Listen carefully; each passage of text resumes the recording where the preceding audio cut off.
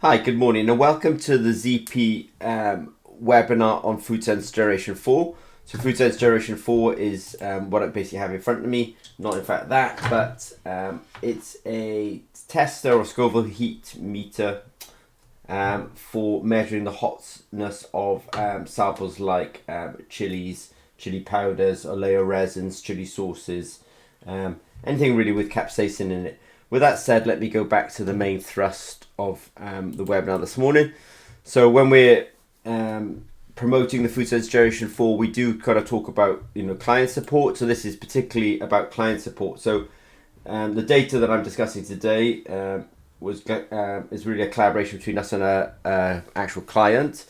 This client's going to get personal online training next week. We do weekly webinars. This weekly webinar is essentially part of that kind of education of ourselves, but also education of the community as well.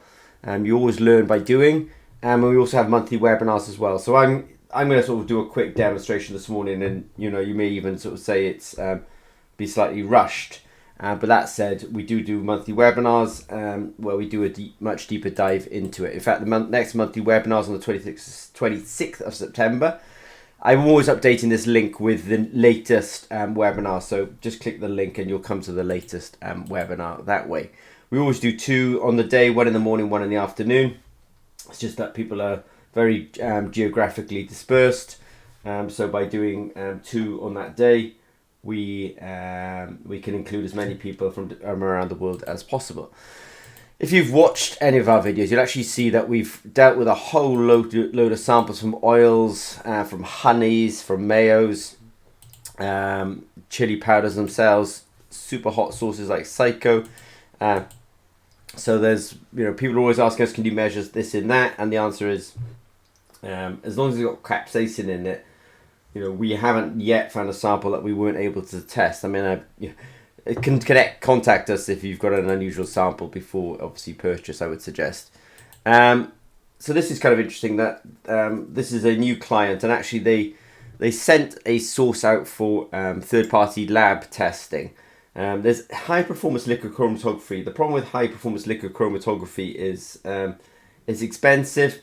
It can take a long time to get the results, and there's no kind of transparency on those results. So they got a result back that said that the habanero sauce was 1,830, which is quite mild, and so I suspect the HPLC was slightly struggling because this is a lower than normal, well, not lower, but I mean the range, the Scoville range is essentially 1 to 16 million. So when you're measuring something that's 1,800, you can appreciate that's on the sort of lower end of the scale. And they also measure at the Food Sense as well, where they got not 1.8 thousand Scoville heat units, but 1.2 thousand Scoville heat units. And they certainly weren't complaining, because actually they think that the HPLC is wrong in this occasion. And actually they're not incorrect in thinking that the HPLC is wrong. And the reason being is, I mean, people in the food industry, margins are quite tight. So there's a lot of, not a lot, but sometimes when this HPLC testing goes on, people are very kind of arguing over the cost of tests, and so this testing is done at a low enough price that the food industry can afford it, and that the HPLC houses can afford to do it. So there's a bit of a sort of economic pressure on these houses to do this testing. What the particular company that's using the Food Sense Generation 4 likes is that actually they get a really good transparency using the Food Sense Generation 4, that they can actually see the raw, they get the result, but they can also see the raw signal behind that result. I mean, we did some work recently where in fact we were comparing Food Sense Generation 4 against HPLC, and we had a strong correlation. One indicator of correlation is what's called the R-squared value. So the R-squared value for this correlation is 0.99. So we did have a strong correlation. And this is a different user with a different Food Sense Generation 4 in a different country, and also comparing against a different HPLC lab. And with that, we got a strong correlation. It was actually 0.99. So we're very happy with our, let's say, correlation against HPLC. But I find it interesting actually that, and I do say this in our monthly webinars. I think the monthly webinar is at the end of September. Is the end of September 2024, but we'll do one in October, November, December, etc.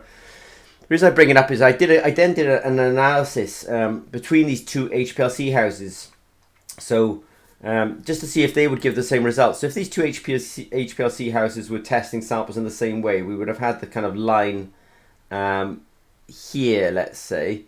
But in fact, the line we got was actually this way, if I can put it that way. Now, the reason I bring that up is because, in fact, sometimes people think that high-performance liquid chromatography testing of chili samples is some sort of universal truth, and it's in no way unassailable in its position on the mountain of accuracy. But in fact, it's really not that. And in fact, if you send the same sample to different HPLC houses, you'll get very different results. So it's been quite nice that these people have actually been using their Food Science Generation 4. At the time that they were testing, they weren't actually following the procedure that we've documented for testing chili powders, for example. So they had an expectation of something like 30,000, and they did 1, 2, 3, 4 tests.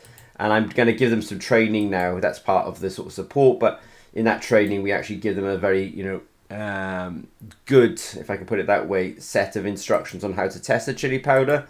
But even though they weren't following our, let's say, golden method, they actually ended up with quite a nice average. So when they tested it, they got an average of 33,000, which is good, see, because chili powders are not homogeneous. They're heterogeneous. Different colours, different chunk sizes, different amounts of capsaicin throughout the sample. But they actually got an average of 33,000, so that, it was within their expectations, and they actually got a relative standard deviation. Tells you about the repeatability of 15%, so they were actually quite happy with that. They also tested some Frank's Red Hot sauce. They found it online, and I don't believe that this online value is correct, because Frank's Red Hot sauce, you can't call yourself red hot and have a Scoville heat unit of 450.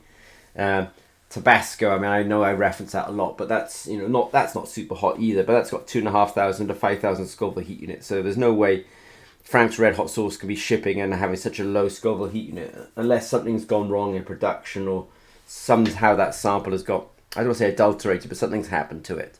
As it is, they've measured it twice, and they got 1.1 thousand Scoville heat units and 1.2 Scoville heat units, which gives them an average of like 1.15 and a very small relative standard deviation. So they should be very happy with that testing.